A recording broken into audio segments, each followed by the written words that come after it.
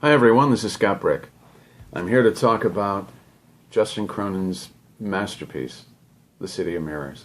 It's volume 3 of a trilogy that began with The Passage in 2010. And then the second volume, The 12, came out in 2012.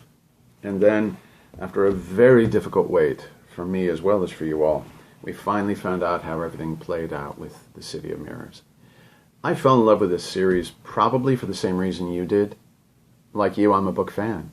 And so I always fall in love with a book because of the writing. And in this case, it was exquisite. It was so beautifully written. It was lush. It was, oh my God, achingly beautiful prose.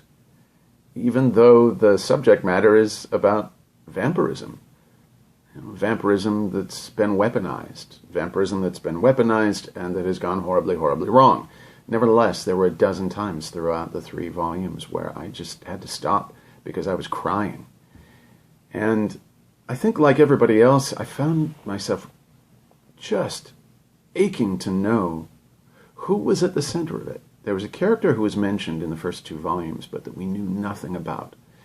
His name wasn't even mentioned. We only knew him as Zero, from Patient Zero. He was the first person who'd been given this virus. We didn't know who he was, why it had happened, why he had been chosen, none of that. And there was no information for me to use as a hook, for my choice as to how to voice the character. When you're a narrator, you're looking for indications about a character's background. Where are they from? Is it conceivable they might have an accent? What's their socioeconomic background? Did the author describe the sound of their voice itself? Something high-pitched, low and rumbly. My favorite description of all time was an author said he had a voice like cigarettes and low-shelf booze. Well, there was nothing like that in any of the volumes of the Passage trilogy.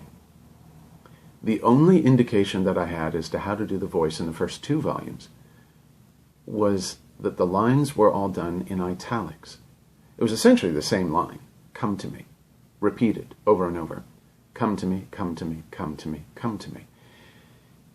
Zero was summoning the virals that he had created, and in the world of the Passage, if you have created more virals, vampires that are essentially in your flock, they can hear your voice, no matter where they are, no matter where you are in the world. If you speak, they will hear it telepathically.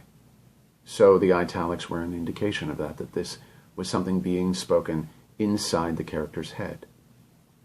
And I thought, well, the choice I usually use when there's an internal monologue, when someone has, their external dialogue, but then we hear what's going on in their head, I drop the volume. I go for what I call the proximity effect.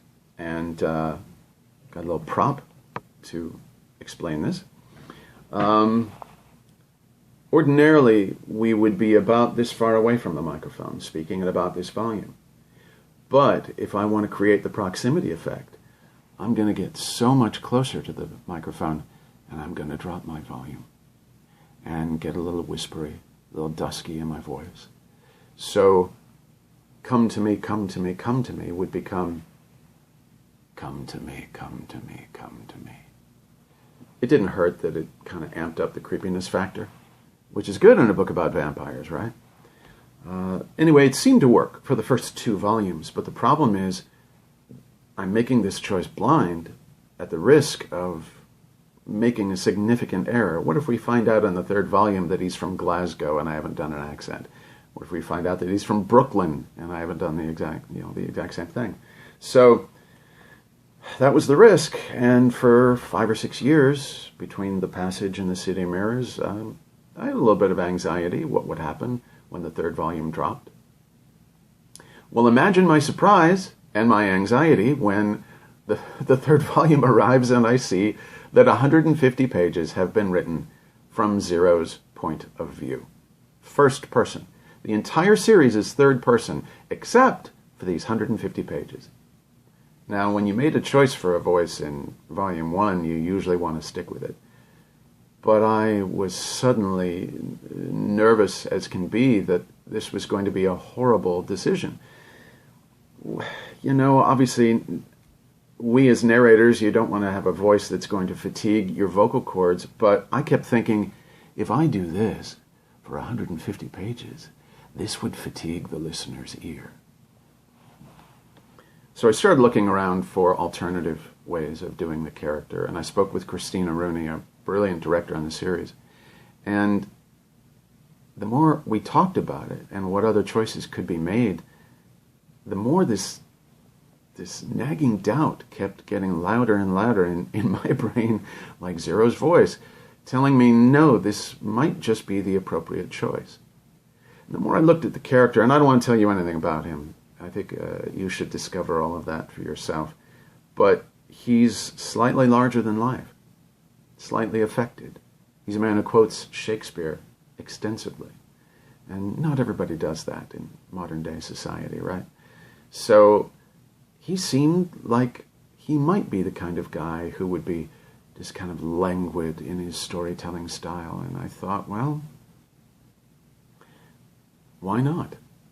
You know, I knew I was risking bad reviews. I knew I was risking alienating a significant part of the listening audience, but it's what I had done and what I had been doing for the first 2 volumes, so why not keep doing the same thing? Besides which, if I'm going to fail, I'm fine with failing spectacularly, as long as I've taken a chance.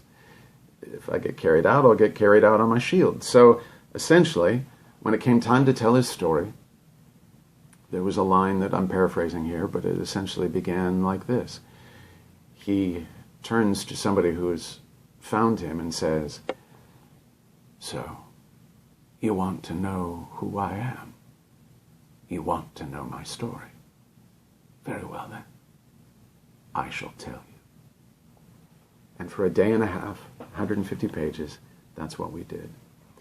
And I was really gratified when the book came out, and I started getting feedback, emails from listeners, comments from people on my Facebook page and such, and on Twitter, that people were responding favorably to it. And I thought, oh, thank God, that could have gone horribly, horribly wrong.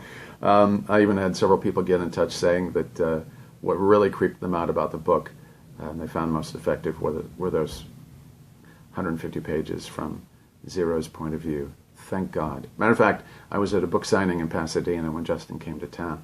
I went there to get my volume of the book signed, and a woman stood up in the audience and said, when she was asking a question, she said, "I just want to thank you because I was driving from Los Angeles to Texas and I listened to the audiobook and it scared the crap out of me." At which point Justin pointed at me and said, "Well, you can blame him." So that was really nice. I'm really glad to know that people appreciated the choice, that it worked for them, but more than anything else, I'm grateful that the book itself, that Justin's work has been getting the attention it so richly deserves. And it's such a delight to know that AudioFile has chosen it among the year's best. So I'm grateful to you all. Thank you, AudioFile. Thank you to the listeners, all of you. Thank you, Justin, and thank you, Penguin Random House Audio, for the incredible privilege of narrating this trilogy. I would do it all over again. People ask me, is there ever a book that you wish you could do over again? And I say the Passage trilogy. But not because I think I did it wrong. I just want the joy of saying those words out loud again. Thanks for listening, everyone. Bye-bye.